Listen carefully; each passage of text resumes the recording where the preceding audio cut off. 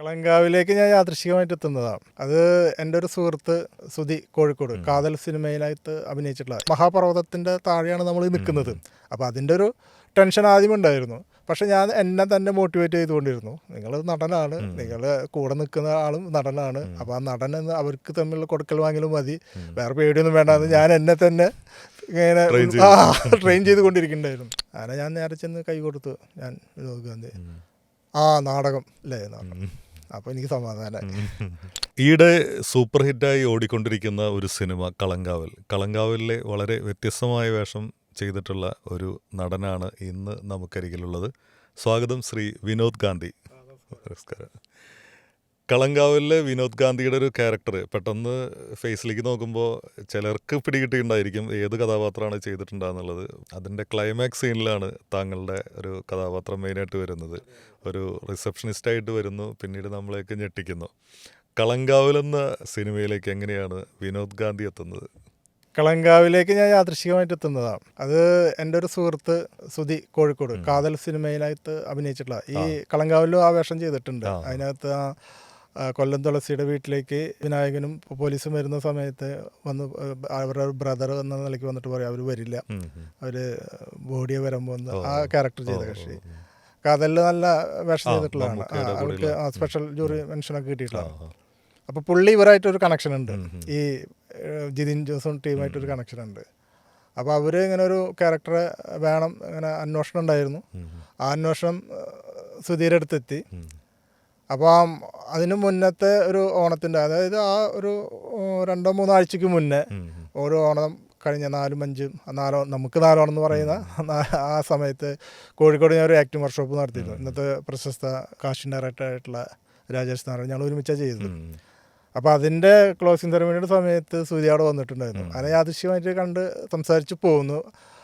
അപ്പം ഈ അന്വേഷണം വന്ന സമയത്ത് ശ്രുതിക്ക് പെട്ടെന്ന് തന്നെ ഓർമ്മ വന്നു, അവർ പറഞ്ഞ രൂപസാദൃശ്യമുള്ള ഒരാളെന്ന നിലയ്ക്ക്. അപ്പോൾ എന്നെ വിളിച്ചിട്ട് പറഞ്ഞു, ചേട്ടൻ ഇങ്ങനെ ഒരു വേഷത്തിന് വേണ്ടിയിട്ടാണ്, അപ്പോൾ ഈ സന്ദർഭം അല്ലെങ്കിൽ ഇന്ന സിനിമയാണ്, ഇന്ന മമ്മൂട്ടി കമ്പനിയാണ്, അതൊന്നും പറഞ്ഞൊന്നുമില്ല, ഒരു കുറച്ച് ഫോട്ടോ അയച്ചു തരണം, ഇപ്പം ഞാനൊന്നും പറയുന്നില്ല, ചുമ്മാ ഒന്ന് അയച്ചതാ എന്ന് പറഞ്ഞു. അങ്ങനെ ഞാൻ അയച്ചു കൊടുത്തു. അപ്പം വേറെ ആളുകളൊക്കെ കോഴിക്കോട് തന്നെ 1-2 പേരും അയച്ചു കൊടുത്തിട്ടുണ്ടെന്ന് പറഞ്ഞു. ഒരാഴ്ച കഴിഞ്ഞിട്ട് എന്നെ വീണ്ടും വിളിച്ചു, ചേട്ടാ അത് അവർക്ക് താല്പര്യമായിട്ടുണ്ട്, ചേട്ടൻ്റെ ഫോട്ടോസ് കണ്ട് താല്പര്യമായിട്ടുണ്ട്, അപ്പോൾ ഒരു വീഡിയോ വേണം, ചേട്ടൻ്റെ വോയിസ് ഒക്കെ ഉള്ള ഒരു വീഡിയോ വേണം, അവർക്ക് ചേട്ടൻ്റെ വോയിസ് അറിയാൻ വേണ്ടിയിട്ടാണ്. അപ്പോൾ ഒരു സന്ദർഭം പറഞ്ഞു തന്നു.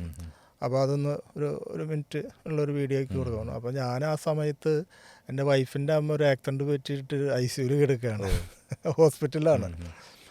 അപ്പം ശരി അയച്ചു തരാമെന്ന് പറഞ്ഞു. അങ്ങനെ ഞാൻ ഹോസ്പിറ്റലിൽ നിന്നുകൊണ്ടാണ് ചെയ്യുന്നത്. അവർ എന്നോട് അവിടെ ICUവിൽ കിടക്കുകയായിരുന്നു. എന്നിട്ട് ഞാൻ ആ ഹോസ്പിറ്റലിൻ്റെ ഒരു ഭാഗത്ത് പോയിട്ട് ആളുകളൊന്നും ഇല്ലാത്തൊരു സ്ഥലത്ത് പോയിട്ടാണ് ആ വീഡിയോ അന്നേരം തന്നെ എടുത്ത് അയച്ചു കൊടുക്കുന്നത്. അതിന് വീഡിയോ അയച്ചു കൊടുത്തതിൻ്റെ പിന്നെ അതിനെക്കുറിച്ച് വിവരമൊന്നുമില്ല. അപ്പോൾ പിന്നെ കുറേ കഴിയുമ്പോൾ ഞാൻ അവിടെ നിന്ന് ഹോസ്പിറ്റലൊക്കെ കഴിഞ്ഞ് ഡിസ്ചാർജൊക്കെ കഴിഞ്ഞ് വീട്ടിൽ വന്നിട്ട് ഇതിൻ്റെ ഓർമ്മ വന്നു എനിക്ക്, ശ്രുതിക്കെന്ന് അയച്ചു കൊടുത്തതാണല്ലോ. എന്നിട്ട് ഞാൻ ശ്രുതി വിളിച്ചു. ശ്രുതി അവരെന്തായാലും പറഞ്ഞു, ചേട്ടാ അവർ ഇപ്പം ഇങ്ങോട്ട് കേരളത്തിലേക്ക് ഷെഡ്യൂൾ മാറിയിട്ടില്ല, അവരിപ്പോൾ തമിഴ്നാട്ടിലാണ് ഷൂട്ട് ചെയ്യുന്നത്, പിന്നെ കന്യാകുമാരി ആ പരിസരത്തേക്കാണ് ഷൂട്ടെന്ന് പറഞ്ഞത്, അപ്പോൾ ഇങ്ങോട്ട് മാറുമ്പോഴാണ് അവർ വിളിക്കുമെന്ന് പറഞ്ഞു. പിന്നെ കുറച്ച് കഴിഞ്ഞപ്പോൾ എന്നെ വിളിച്ചു, പ്രൊഡക്ഷനിൽ നിന്ന് വിളി വന്നു. അപ്പോൾ ഞാനിതുപോലെ വേണ്ട അടുത്ത് ഒരു ആക്ടിംഗ് വർക്ക്ഷോപ്പിന് വേണ്ടി പോയിക്കൊണ്ടിരിക്കുന്ന സമയത്ത് വിളിച്ചത്. ശനിയാഴ്ചയായിരുന്നു, ശനി ഞായറായിരുന്നു അവിടെ. അപ്പോൾ വെളുപ്പിനോട് നിന്ന് പോയി. അപ്പോൾ എന്നെ വിളിച്ച് പറഞ്ഞു, ഇങ്ങനെ വിനോദ് ഗാന്ധി അല്ലേ, അതെ മമ്മൂട്ടി കമ്പനിയിൽ നിന്നാണ്, ഇങ്ങനെ വേഷത്തിൻ്റെ കാര്യം പറഞ്ഞില്ല, പോവുക, അപ്പോൾ താങ്കളെ ഡയറക്ടർക്കൊന്ന് നേരിട്ട് കാണണം, ലൊക്കേഷനിലേക്ക് വരണം, എറണാകുളത്ത് വരണം എന്ന് പറഞ്ഞു. ഞാൻ പറഞ്ഞു ഇപ്പോൾ തിരുവനന്തപുരത്താണുള്ളത്, 2 ദിവസം കഴിയും, വരുമ്പോൾ വന്നാൽ മതി എന്ന് പറഞ്ഞു. തിങ്കളാഴ്ച വരാമെന്ന് പറഞ്ഞു. അങ്ങനെ തിങ്കളാഴ്ച ചെന്ന് നേരിട്ട്, അപ്പം കാക്കനാടായിരുന്നു ഷൂട്ടായിരുന്നു, പ്രസ് അക്കാഡമിയിലായിരുന്നു ഷൂട്ട് നടക്കുന്നുണ്ടായിരുന്നു. ആ വിനായകൻ്റെയൊക്കെ ഓഫീസ് സെറ്റപ്പ് അവിടെയായിരുന്നു, പോലീസ് സ്റ്റേഷൻ്റെ ഒക്കെ.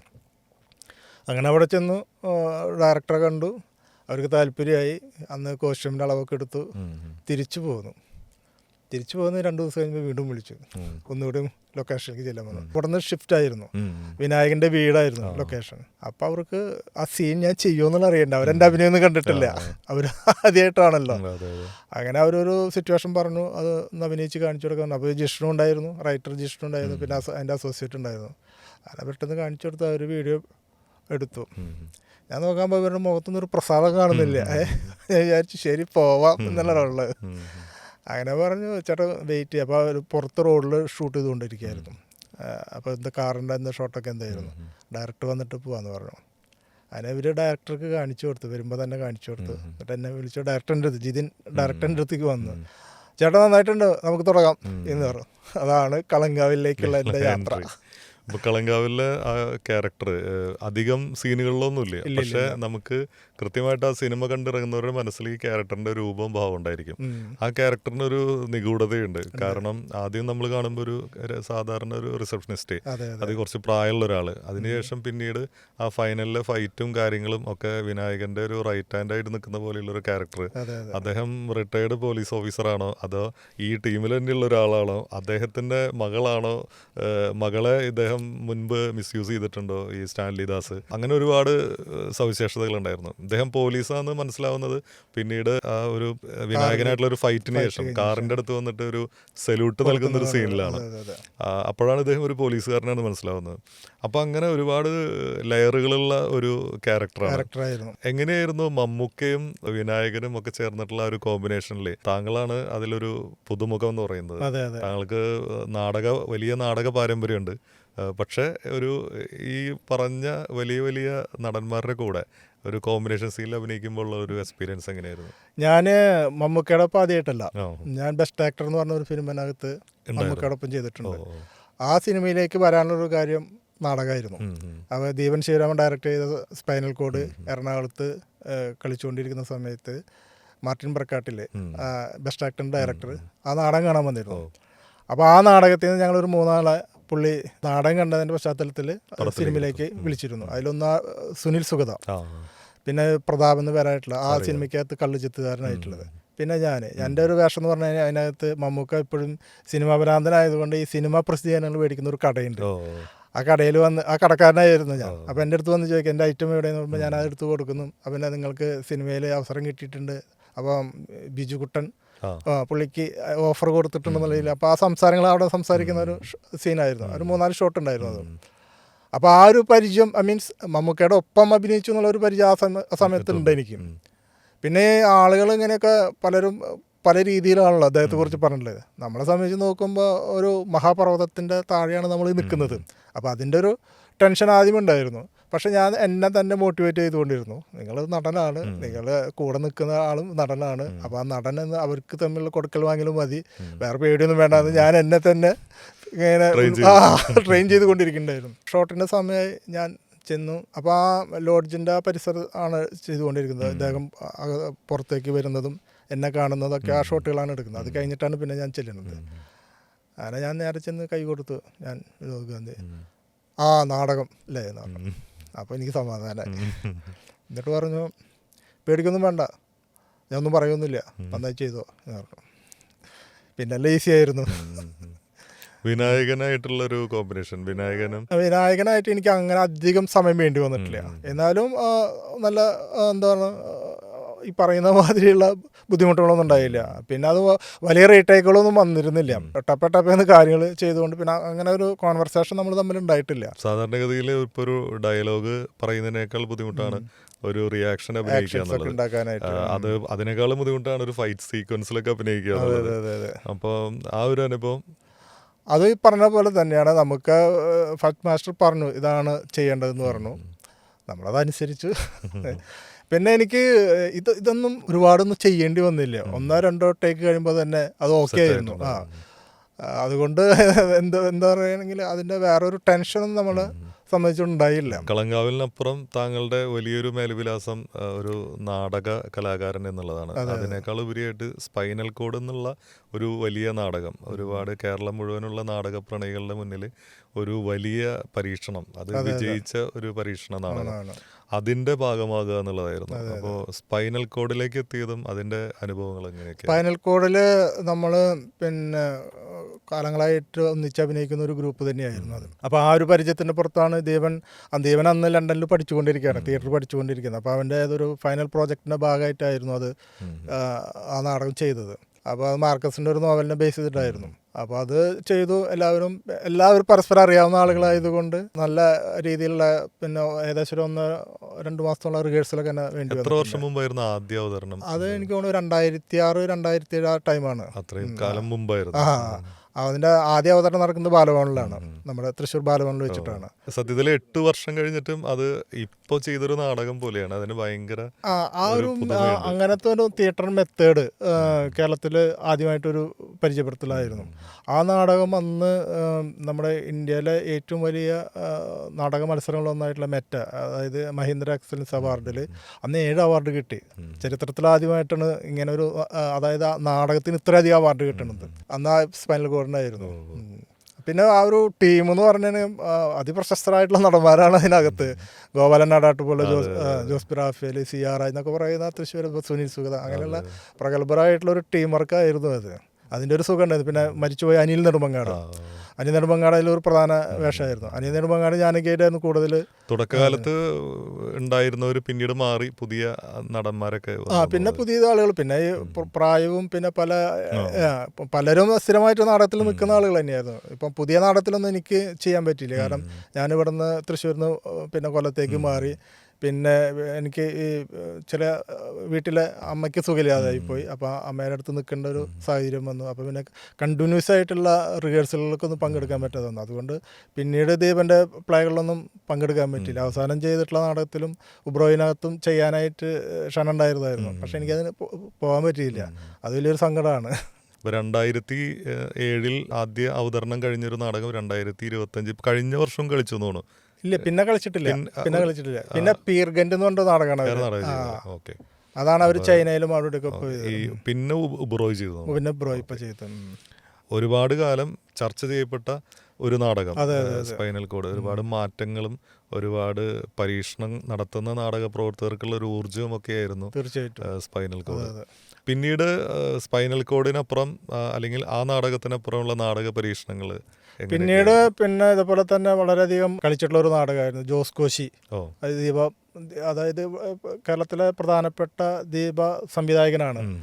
വെളിച്ചം കൊണ്ട് അഭ്യാസം കാണിക്കുന്ന, കവിത വരയ്ക്കുന്ന, അതാണ് ദീപന്റെ എല്ലാ നാടകങ്ങളിലും ലൈറ്റ് ചെയ്യുന്നതും ജോസ് കോശിയാണ്. ആ രീതിയിൽ വളരെ പ്രധാനപ്പെട്ട ഒരു ഡിസൈനറാണ്, ലൈറ്റ് ഡിസൈനറാണ്. പുള്ളി ഒരു നാടകം ചെയ്തു, ചരിത്ര പുസ്തകത്തിലേക്കൊരു ഏടെന്ന് പറഞ്ഞിട്ടും. അപ്പോൾ ആ നാടകത്തിലും അത് കേരളത്തിൽ അങ്ങോളം ഇങ്ങോളൊക്കെ കളിച്ചു. ഇന്ത്യക്കകത്തുള്ള പ്രധാനപ്പെട്ട ഫെസ്റ്റിവലിലൊക്കെ അത് കളിച്ചിട്ടുണ്ട്. അത് നല്ല നാടകമായിരുന്നു. സൈക്കിൾ ചവിട്ടുകാരൻ്റെ ജീവിതമായി ബന്ധപ്പെട്ടിട്ടുള്ള ഒരു പ്രമേയമായിരുന്നു. അതും ഇതേപോലെ തന്നെ ആഘോഷിച്ച് കളിച്ചിട്ടുള്ളൊരു നാടകമാണ്. ഈ ടീം തന്നെയായിരുന്നു അതിലുണ്ടായിരുന്നു. പിന്നീട് എനിക്ക് തോന്നുന്നു ഇതിനിടയിൽ തിരുവനന്തപുരത്തേക്ക് പറിച്ച് നട്ടു എന്ന് പറഞ്ഞു തൃശ്ശൂരിൽ നിന്ന്.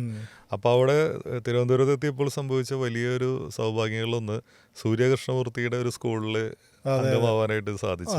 അദ്ദേഹത്തിന്റെ ഒരുപാട് കലാപ്രവർത്തനങ്ങളിൽ ഭാഗമാകാൻ പറ്റിയിട്ടുണ്ട്. അങ്ങനെയുള്ള ഒരു അനുഭവങ്ങൾ അതിൽ നമ്മൾ ആദ്യമായിട്ട് സൂര്യകൃഷ്ണ സാറ് ചെയ്യുന്ന നാടകമാണ് മേൽവാസ് എന്ന് പറഞ്ഞിട്ട്, കോർട്ട് മാർഷൽ. അതാണ് പിന്നീട് സിനിമയായി, അതാണ് സിനിമയായത്. രാംദാസ് മാധവൻ ഡയറക്റ്റ് ചെയ്ത സിനിമയായത്. അത് യൂറോപ്യൻ രാജ്യങ്ങൾ മുഴുവൻ കളിച്ചു, മിഡിൽ ഈസ്റ്റിൽ കളിച്ചു. എനിക്ക് തോന്നുന്നത് കേരളത്തിൽ കളിക്കാത്ത ജില്ലകളിലാന്ന് തോന്നുന്നുണ്ട്. അതുപോലെ തന്നെ ഇന്ത്യയിലെ പല സംസ്ഥാനങ്ങളിലും കളിച്ചിട്ടുണ്ട്. അതും ഇതുപോലെ തന്നെ പറന്ന് നടന്ന് കളിച്ചിട്ടുള്ള ഒരു നാടകമായിരുന്നു. ആ നാടകം NSTയിൽ കളിച്ച്, ഈ സ്പൈനൽ കോഡ് NSTയിൽ കളിക്കുന്ന സമയത്ത് തന്നെ പിറ്റേന്ന് ഞങ്ങൾക്ക്, അപ്പോൾ അതിനകത്ത് ഞാനും ജോസും ഗോപാലനുണ്ട്. അപ്പോൾ ഞങ്ങൾക്ക് പിന്നെ ബാംഗ്ലൂർ കോർട്ട് മാർഷൽ കളിക്കുന്നുണ്ട്. അപ്പോൾ അത് കഴിഞ്ഞിട്ട് വെളുപ്പിന് ഫ്ലൈറ്റ് എടുത്തിട്ടാണ് പിന്നെ ഇങ്ങോട്ട് വരുന്നത്. അങ്ങനത്തെ പറന്ന് നടക്കുന്നൊരു സമയമായിരുന്നു. ആ നാടകം ഒരുപാട് ആഘോഷിച്ച് കളിച്ചിട്ടുള്ളതാണ്. ഈ നാടക അവതരണങ്ങളുമായി ബന്ധപ്പെട്ട് ഒരുപാട് രാജ്യങ്ങളിൽ, വിദേശ രാജ്യങ്ങളിലൊക്കെ പോയിട്ടുണ്ടായിരിക്കുമല്ലോ. അപ്പോൾ അവിടത്തേക്ക് പ്രേക്ഷകരുടെ പ്രതികരണങ്ങളും അവിടെ നാടകം എന്നുള്ളതിനപ്പുറത്ത് കലാകാരന്മാരോടുള്ളൊരു സമീപനവും നമ്മുടെ നാട്ടിലുള്ളൊരു സമീപനം തമ്മിലൊരു വ്യത്യാസം. അവിടെ പൊതുവെ നമ്മളെ നാടകങ്ങൾ കാണുന്നത് മലയാളികളാണ്. പിന്നെ നമ്മൾ ഓരോ തിയേറ്ററിൽ ചെല്ലുമ്പോഴും അവിടുത്തെ ടെക്നീഷ്യന്മാരൊക്കെ ആ സ്ഥലത്ത്, ഇപ്പം ലണ്ടനിലുള്ള ആളുകളാണ് ടെക്നീഷ്യന്മാരൊക്കെ. അപ്പോൾ അവരുടെ ആ തിയേറ്ററും ആ തിയേറ്ററിനെ പരിപാലിക്കുന്നതും അതുപോലെ തന്നെ അവരൊക്കെ അതിനോടുള്ളൊരു പാഷൻ എന്നൊക്കെ പറഞ്ഞു കഴിഞ്ഞാൽ ഞെട്ടിക്കുന്നതാണ്. അത് അവരൊരു പ്രൊഫഷണൽ ജീവിതത്തിൻ്റെ തന്നെ ഒരു ഭാഗമായിട്ട് തീരുന്ന ഒരു പരിപാടിയാണ്. നമ്മളിപ്പോഴും ആ സമയത്തൊക്കെ നമ്മളൊരു പ്ലഗ് ചെയ്യുന്ന 2 വയർ കൂട്ടിപ്പിരിച്ച് അകത്തേക്ക് വരുന്നത് അതൊന്നും അവിടെ അനുവദനീയമല്ല. അവിടെ കറക്റ്റ് പ്രോപ്പറായിട്ടുള്ള കാര്യങ്ങൾ മാത്രമേ അവിടെ നടക്കുള്ളൂ. അതുപോലെ തിയേറ്റർ തുറന്നു തരികയാണെങ്കിൽ നമ്മൾ എപ്പോഴാണ് ബുക്ക് ചെയ്തിട്ടുള്ളത് ആ ടൈമിൽ മാത്രമേ നമുക്ക് തുറന്നു തരുള്ളൂ. ആ ടൈം കഴിഞ്ഞാൽ അത് അവർ ക്ലോസ് ചെയ്യും. അവ കൃത്യതയോട് കൂടിയിട്ടുള്ള പരിപാലനവും അതോടെ തന്നെ വളരെ ദൈവികമായിട്ടൊക്കെ കരുതുന്നതാണ് സ്റ്റേജ് എന്നൊക്കെ പറയുന്നത്. അത് വലിയൊരു അത്ഭുതമായിരുന്നു അത്തരം സ്റ്റേജുകളൊക്കെ കളിക്കാൻ പറ്റി എന്നുള്ളതൊക്കെ. കേരളത്തിനെ സംബന്ധിച്ചിടത്തോളം, മലയാളികളെ സംബന്ധിച്ചിടത്തോളം 80കളിലാണ് ടെലിവിഷൻ കടന്നു വരുന്നത്. ആ ടെലിവിഷൻ കടന്നു വന്നതോടുകൂടിയിട്ട് സിനിമയും ടെലിവിഷനും ഒഴികെയുള്ള എല്ലാ കലാപ്രവർത്തനങ്ങളും, പത്രകാലം വളരെ സജീവമായിട്ട് പ്രൊഫഷണൽ നാടക ട്രൂപ്പുകൾ സജീവമായിട്ടുണ്ടായിരുന്നു. പിന്നെയും അതുപോലെയുള്ള ഇപ്പോൾ കഥാപ്രസംഗം, അങ്ങനെ ഒരുപാട് കലാരൂപങ്ങൾ ഉത്സവപ്പറമ്പുകളിലാണെങ്കിലും അതുപോലെ അതുമായി ബന്ധപ്പെട്ട് നടക്കുന്ന ക്ലബ്ബുകളാണെങ്കിലും ഒക്കെ അത്തരം പരിപാടികൾ ഒരുപാട് സംഘടിപ്പിച്ചിരുന്നു. പക്ഷേ ഇതിൻ്റെ വരവോട് കൂടിയിട്ട് എല്ലാം 1-2 കാര്യങ്ങളിൽ മാത്രം കേന്ദ്രീകരിക്കപ്പെടുന്ന ഒരു അവസ്ഥയുണ്ടായി. പക്ഷെ അതിനുശേഷം ഇപ്പോൾ വീണ്ടും സജീവമായിട്ട് നാടകങ്ങളും അതുപോലെയുള്ള മറ്റ് പ്രവർത്തനങ്ങൾക്കൊക്കെ ഒരു പുതിയ ഊർജം സംഭരിച്ചുകൊണ്ട് മുന്നേറുന്നൊരു കാഴ്ചയാണ്.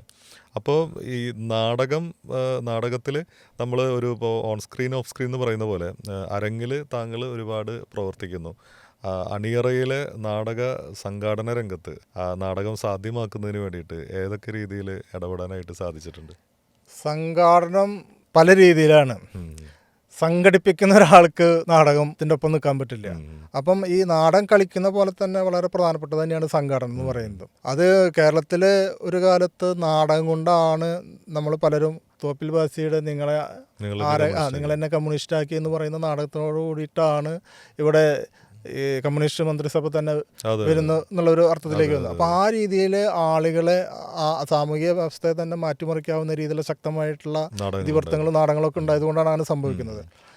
പിന്നെ ഈ പറയുന്ന പോലെ ഈ മീഡിയയുടെ ഒക്കെ കടന്നു വരവും ഇതിനൊക്കെ കൂടിയിട്ട് പ്രേക്ഷകർക്ക് പുറത്തു പോയിരുന്ന് നാടകം കാണാൻ പറ്റാവുന്ന ഒരു സാഹചര്യത്തിലേക്ക് വളർന്നു പോയില്ല.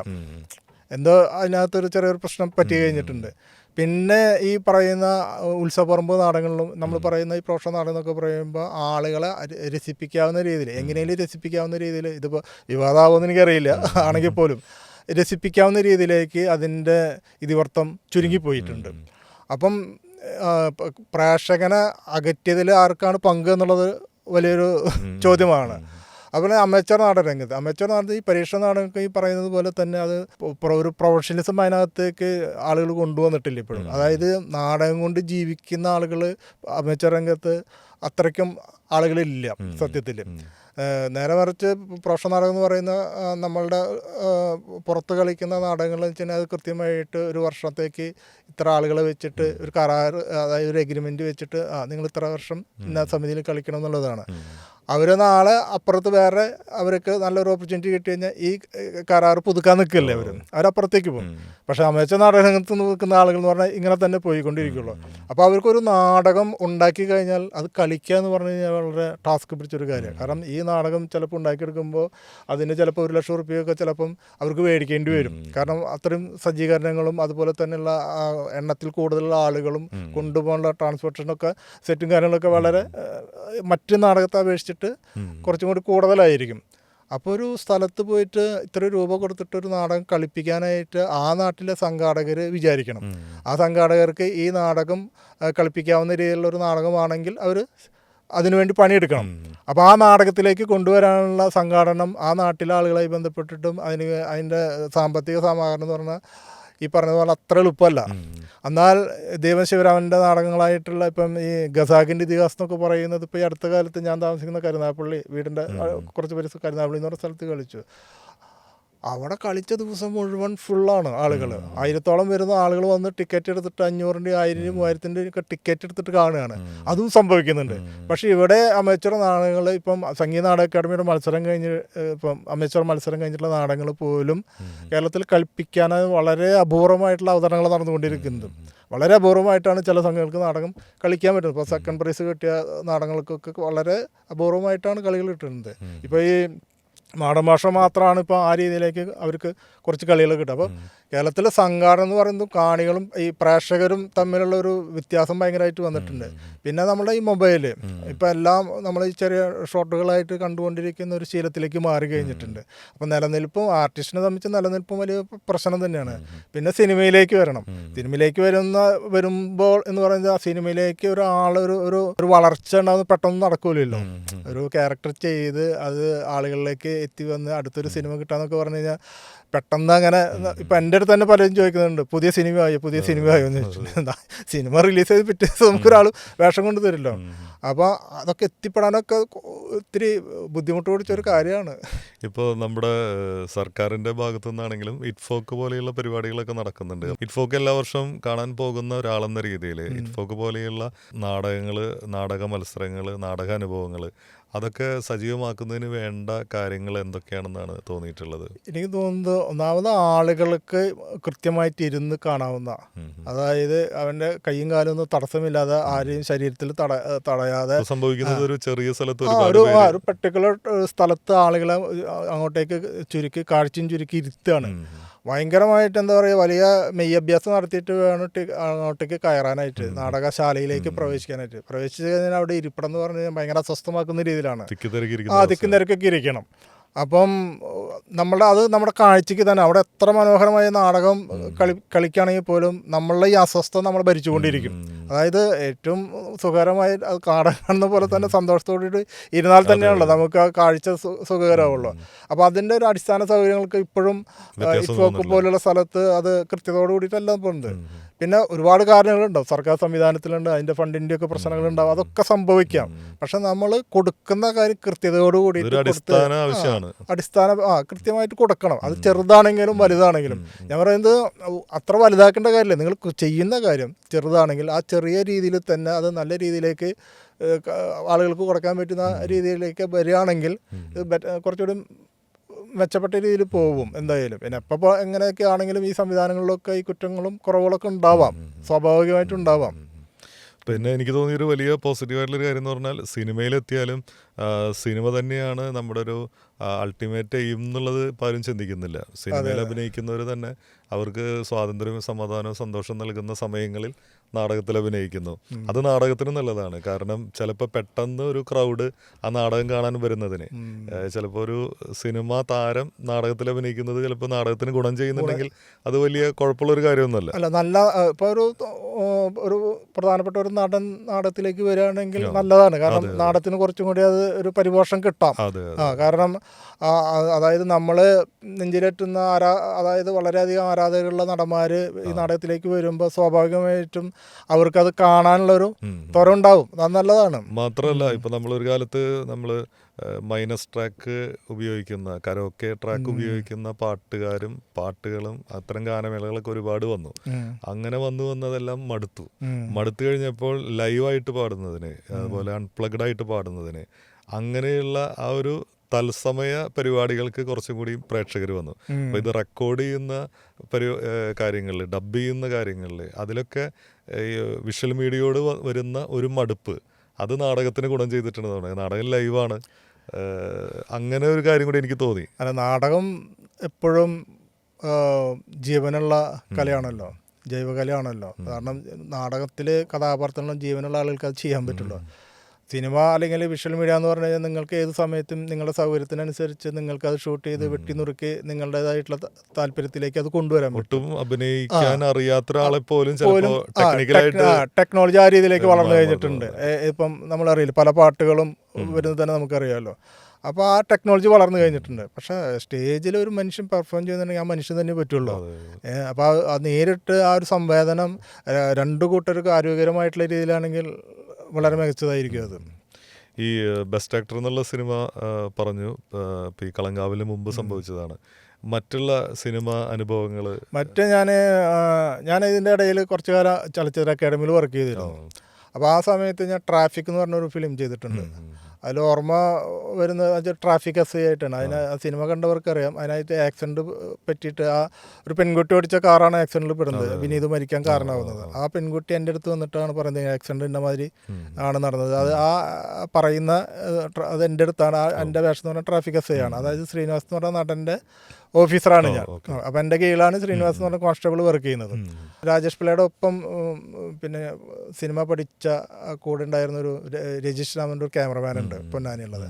അപ്പോൾ പുള്ളി എൻ്റെ സൗഹൃദത്തിൽ പെട്ട ഒരാളാണ്. അപ്പോൾ രജീഷാണ് എൻ്റെ അടുത്ത് രാജേഷ് പറഞ്ഞപ്പോൾ ഇങ്ങനെ ഒരാളെ വേണം നമുക്ക് എന്ന് പറഞ്ഞപ്പോൾ എൻ്റെ രൂപം ശരീരം നീളമൊക്കെ കണ്ടപ്പോൾ അങ്ങനെ പറഞ്ഞത്. അങ്ങനെ രാജേഷിനെ കണ്ടു, രാജേഷൊക്കെ പറഞ്ഞു. അങ്ങനെയാണ് ആ വേഷത്തിലേക്ക് ചെല്ലുന്നത്. പിന്നീടുള്ള സിനിമകൾ പിന്നീട് സുനിൽ കാര്യട്ടുകാരുടെ പകിട എന്ന് പറഞ്ഞ സിനിമയ്ക്കകത്ത് ബിജു മേനോനും ആസിഫ് അലിയൊക്കെയുള്ള ആ പോലീസ് സ്റ്റേഷൻ, അതും പോലീസ് തന്നെയായിരുന്നു, റൈറ്ററായിട്ടായിരുന്നു. അവരൊക്കെ ചോദ്യം ചെയ്യുന്ന ഒരു ഇതായിരുന്നു. പിന്നെ പ്രിയനന്ദ ഒട്ടുമിക്ക സിനിമകളിലും ചെയ്തിട്ടുണ്ട്. പ്രിയൻ്റെ കൂടെ ഈ സുനിൽ കാര്യട്ട് ഞാനൊക്കെ അസിസ്റ്റ് ചെയ്ത് ആദ്യം സംവിധായകനാവാനായിരുന്നു. നെയ്ത്തുകാരൻ്റെ പ്രൊഡക്ഷൻ ഡിസൈനറായിരുന്നു. അപ്പം സംവിധായകനാവാനായിരുന്നു ആദ്യം താല്പര്യം. പിന്നീട് ഈ സംവിധായക പണി ഇത്തിരി ടാസ്ക് ആണെന്നുള്ളത് മനസ്സിലായി. കുറച്ചുകൂടി നമുക്ക് നല്ലത് അഭിനയമാണ്, വഴിമാറി. പിന്നെ ആ ഒരു പ്രിയനം തന്നെയാണ് എനിക്ക് അതിൽ അവസരം തന്നത്. പുലിജന്മം എന്ന് പറയുന്ന സിനിമയ്ക്കകത്ത് മുരളി ചേട്ടനൊക്കെ ഉള്ള ആ ഒരു ഗ്രൂപ്പുണ്ട്. ആ ഗ്രൂപ്പിനകത്തേക്ക് ഇർഷാദ് ഞാനൊക്കെ ആയിരുന്നു അന്ന് ആ ഗ്രൂപ്പിനകത്ത് ഉണ്ടായിരുന്നത്. പിന്നെ ഞാൻ നിന്നോട് കൂടെയുണ്ട്, സൂഫി പറഞ്ഞ കഥ, അങ്ങനെ കുറച്ച് സിനിമകളൊക്കെ ചെയ്തിട്ടുണ്ട്. പാതിരാക്കാലത്തിൽ അതുപോലെ തന്നെ ഒരു സ്പെഷ്യൽ ബ്രാഞ്ച് ഓഫീസറായിരുന്നു. അങ്ങനെ കുറച്ച് സിനിമകൾ പ്രിയൻ്റെ ഒപ്പം ചെയ്തിട്ടുണ്ട്. പ്രദീപ് മുല്ലനേഴി മാഷ്ട കവി മുല്ലനേഴി മാഷ്ട മകൻ ചെയ്തൊരു സിനിമയുണ്ട്, പ്രദീപ് മുല്ലനേഴി. അതെ. അതിനകത്തൊരു ബസ് കണ്ടക്ടറായിട്ട് അത് നല്ല വേഷമായിരുന്നു, ചെയ്തിട്ടുണ്ട്. അങ്ങനെ ചെറുതും വലുതുമായിട്ടുള്ള സിനിമകളിലൂടെ മുന്നോട്ട് പോകുന്നത്. ഈ പേര് ഞാൻ ശ്രദ്ധിച്ചപ്പോൾ എങ്ങനെയാണ് വിനോദ് ഗാന്ധി എന്നുള്ളൊരു പേര്? ഇതെല്ലാവരും ചോദിക്കുന്നുണ്ട്. കാരണം അത് തുടക്കത്തിൽ ഫസ്റ്റ് ടൈമിൽ കേൾക്കുന്നവർക്കൊരു കൗതുകം ഉണ്ടാക്കുന്നത്. അത് ഇതുപോലെ തന്നെ നാടകമായി ബന്ധപ്പെട്ട് മലയാളത്തില് കുറച്ച് വെറൈറ്റി പേരുകൾ അങ്ങനെയുള്ളതല്ലേ. ഒന്ന് വിനയ് ഫോർട്ട്, പിന്നെ ഒന്നുള്ളത് നമ്മുടെ സുധി കോപ്പ, നാടക പാരമ്പര്യമുള്ള ആൾക്കാരാണ്. പിന്നെ ഒന്ന് സുനിൽ സുഗതയുടെ ഖാ എന്നുള്ളതാണോ ഗായാണോ അതെപ്പോഴും സംശയമുള്ള. അത് ഖാണ് കണ്ടിട്ടുള്ളത് കൂടുതലാന്ന് പറഞ്ഞത്. അപ്പൊ അത് അവന്റെ വീടിന്റെ പേരത്. അപ്പൊ നമുക്കറിയാം, ഞാൻ സുലേട്ടനെ വർഷങ്ങളായിട്ട് അറിയാം. അപ്പൊ സുലേട്ടൻ സുഖദായകം എന്ന് പറയുന്ന സംസ്കൃത ഇങ്ങനെ പേര്. അപ്പൊ ഈ ഗാന്ധി എങ്ങനെ അത് നാടകമായി ബന്ധപ്പെട്ട് വന്നതാ. ഞാനൊരു ഗാന്ധിയുടെ സ്വഭാവത്തെ പ്രതിനിധീകരിക്കുന്ന ഒരു ക്യാരക്ടർ ചെയ്തപ്പം സത്യത്തിൽ അത് തന്നെ നാടകം കഴിഞ്ഞതിന് ശേഷം നമ്മുടെ സുഹൃത്തുക്കള് നാട്ടിറങ്ങുന്ന കൊണ്ട് ചേർപ്പൊരു സംഘം ഉണ്ടായിരുന്നു, സാംസ്കാരിക നാടക സംഘമായിരുന്നു. അപ്പോൾ അതിനകത്ത് തന്നെ വർത്തമാനം പറഞ്ഞിരിക്കുമ്പോൾ തന്നെ ഈ കളിയാക്കി വിളിച്ചതാണ് ഗാന്ധി എന്ന് പറഞ്ഞത്. പിന്നെ അത് അങ്ങനെ എല്ലാവരും വിളിക്കാൻ തുടങ്ങി. അങ്ങനെയാണല്ലോ, വിളിച്ച് അവസാനം ഇത് എസ്റ്റാബ്ലിഷ് ചെയ്യുന്നത് പ്രിയനാ. അപ്പോൾ നമ്മൾ പ്രിയൻ അന്ന് ആ സമയത്ത് ബഷീറിൻ്റെ പ്രേമലാഗ് എന്ന് പറഞ്ഞ നാടകം ഡയറക്റ്റ് ചെയ്യുന്നു. അപ്പോൾ ഞാൻ പ്രിയനെ അന്ന് സംവിധാന സഹായിയായിട്ട് പ്രിയൻ്റെ കൂടെ ഉണ്ട്, സഹസംവിധാനം. അതിനകത്തൊരു രംഗസന്ദർശനവും നടത്തുന്നുണ്ട്. അപ്പോൾ അന്ന് ഇന്നത്തെ ബ്രോഷറും കാര്യങ്ങളൊന്നും ഇല്ലല്ലോ, നോട്ടീസ് നീളനൊരു നോട്ടീസ് അടിക്കുക. അപ്പോൾ അതിനകത്ത് പ്രിയൻ ഔദ്യോഗികമായിട്ട് നാമകരണം ചെയ്തു തന്നത് സഹസംവിധാനം വിനോദ് ഗാന്ധി. പിന്നെ അവിടെ നിന്നാണ് ഇപ്പോൾ വിനോദ് എന്ന് പറഞ്ഞാൽ ആരും അറിയില്ല. 10-25 വർഷമായി ഇപ്പൊ ഗാന്ധി വിനോദ് എന്നുള്ള പേര് ബിജു ഷാജി എന്ന പേര് പോലെ ഒരുപാട് പേർക്കുള്ളൊരു പേരാണ്.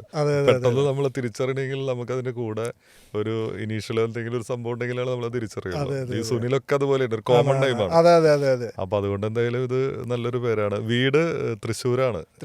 തൃശ്ശൂർ ജില്ലയിൽ ചൊവ്വൂർ നമ്മുടെ ഫർണിച്ചറുകളുടെ ഒക്കെ ഒരു വലിയ വ്യാപാരം മേക്കിംഗ് നടക്കുന്ന ഒരു സ്ഥലമാണ്. ചൊവ്വൂര് പഠിച്ചതൊക്കെ അവിടെ തന്നെയായിരുന്നു. പിന്നെ ഇപ്പൊ ഞാനൊരു 4 വർഷമായിട്ട് ഓച്ചിറ, കൊല്ലം ജില്ലയുടെ തുടക്കം, ആലപ്പുഴ ജില്ലയുടെ അവസാനം, അവിടെയാണ് ഓച്ചിറയിലാണ്. അവിടെ വീട് വെച്ചിപ്പോൾ അവിടെ താമസിക്കുന്നത്.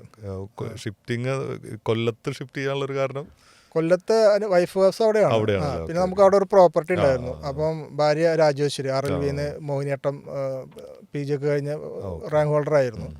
അപ്പം അവിടെ നമുക്ക് അപ്പോൾ ഒരു ഡാൻസ് സ്കൂളുണ്ടായിരുന്നു. പിന്നെ ഈ കൊറോണയുടെ ടൈമിൽ പിന്നെ അമ്മയ്ക്ക് സുഖമില്ലാതെ പിന്നെ നമുക്ക് അങ്ങോട്ട് ഷിഫ്റ്റ് ചെയ്യേണ്ടി വന്നു. അപ്പോൾ അങ്ങനെ ഒരു ആലോചനയിൽ വീട് കൂടെ വെക്കാം, സ്ഥലമുണ്ടല്ലോ. അപ്പോൾ അങ്ങനെ വെച്ചതാ. പിന്നെ മകൻ അവൻ 6ാം ക്ലാസ്സിൽ പഠിക്കുകയാണ്. ICSE bishop Moore Kayamkulam bishop മോറിൽ പഠിക്കണം. അവനും അത്യാവശ്യം ഡാൻസൊക്കെ ചെയ്യും. ആക്ടിങ് പരിപാടികളുണ്ട്. അവന് ആക്ടിങ്ങിനോടല്ല താല്പര്യം, ഡാൻസ് ചെയ്യും അവൻ. അത് പഠിപ്പിച്ചു കൊടുത്തതൊന്നല്ല, അത് അമ്മ ചെയ്യുന്നത് കണ്ടിട്ട് കുട്ടികളൊക്കെ ചെയ്യുന്നത് കണ്ടിട്ട് ആൾ തന്നെ അങ്ങനെ പഠിച്ചിട്ടുള്ളതാണ്. അതുണ്ട് അതുണ്ട്. അപ്പം ഇവനെ പ്രഗ്നൻസി ടൈമിൽ അവൾ ക്ലാസ് എടുത്തിരുന്നു. അപ്പോൾ നന്നായി ചെയ്യും. പിന്നെ ഇപ്പം ആളുടെ ജ്വരം എന്ന് പറഞ്ഞാൽ ക്രിക്കറ്റ് കളിക്കാന്നുള്ളതാണ്. മോൻ്റെ പേര് രഘുരാമൻ. അപ്പോൾ അവരെ നാഷണലൊക്കെ പോയി കളിച്ചിരുന്നവൻ. ICSE സ്റ്റേറ്റ് ടീമിൽ സെലക്ഷൻ കിട്ടി നാഷണലൊക്കെ പോയി കളിച്ചിരുന്നു. ഇപ്പോൾ കൂടുതൽ ആളുടെ ജ്വരവും സന്തോഷവും ക്രിക്കറ്റിലാണ്. പിന്നെ അത്യാവശ്യം ഭേദപ്പെട്ട് പഠിക്കുകയൊക്കെ ചെയ്യും. നമ്മൾ പറഞ്ഞു കൊടുക്കൊന്നും വേണ്ട, തന്നെ ഇരുന്നൊക്കെ പഠിക്കുകയൊക്കെ ചെയ്യും, കളിക്കുകയൊക്കെ ചെയ്യും. അങ്ങനെയൊക്കെയാണ്. അച്ഛൻ നേരത്തെ മരിച്ചു. അച്ഛനൊരു 16 വർഷമായി അച്ഛൻ മരിച്ചിട്ട്. അമ്മ എൻ്റെ കൂടെയുണ്ട്, കൊല്ലത്തുണ്ട്, ഓച്ചിറയിൽ എൻ്റെ കൂടെയുണ്ട്. പിന്നെ എനിക്കൊരു സഹോദരനുണ്ട്, അവർ അമ്മാടം, തൃശ്ശൂർ ജില്ലയിലെ അമ്മാടത്ത് താമസിക്കുന്നുണ്ട്. പിന്നെ എൻ്റെ ഒരു എൽഡർ സിസ്റ്ററുണ്ട്, ടീച്ചറായിരുന്നു, അവർ റിട്ടയർഡായി. അവർ വല്ലച്ചിറ എന്ന് പറഞ്ഞ സ്ഥലത്ത്. പിന്നെ എൻ്റെ അനുജത്തിയും വല്ലച്ചിറ തന്നെ, അവരും സെപ്പറേറ്റ് പിന്നെ ഫാമിലിയായിട്ട് അവരവിടെ ഉണ്ട്. ഇതാണ് കുടുംബ പശ്ചാത്തലം. പുതിയ സിനിമ അനുഭവങ്ങൾ അല്ലെങ്കിൽ പുതിയ സിനിമാ ക്ഷണങ്ങൾ? പുതിയ സിനിമകൾ പറഞ്ഞതുപോലെ വന്നിട്ടില്ല സത്യത്തിൽ. വരുമെന്നൊക്കെ ആളുകൾ കാണുന്നവരൊക്കെ പറയും, വരും, എന്തായാലും നല്ല വേഷമല്ലേ, ശ്രദ്ധിക്കുന്ന വേഷമല്ലേ, അത് വരും എന്നൊക്കെ പറയും. എന്നാലും ഞാൻ പിന്നെ 1-2 സുഹൃത്തുക്കളായ ഡയറക്ടർ നാടകങ്ങൾ ഇപ്പോൾ കുറച്ച് കാലമായിട്ട് ചെയ്തിട്ടില്ല. ഞാൻ പറഞ്ഞില്ല, വീട്ടിൽ നിന്ന് വിട്ടു നിൽക്കാൻ പറ്റാത്തൊരു സാഹചര്യമുണ്ട്, കണ്ടിന്യൂസ് ആയിട്ട് കുറേ ദിവസം നിൽക്കാൻ പറ്റാത്തൊരു സാഹചര്യമുണ്ട്. അപ്പോൾ പുതിയ ആലോചനകൾ നടക്കുന്നുണ്ട്, പുതിയ നാടകം ചെയ്യണം എന്നൊക്കെയുള്ള ആലോചന നടക്കുന്നുണ്ട്, ചെയ്യണം തന്നെയാണ്.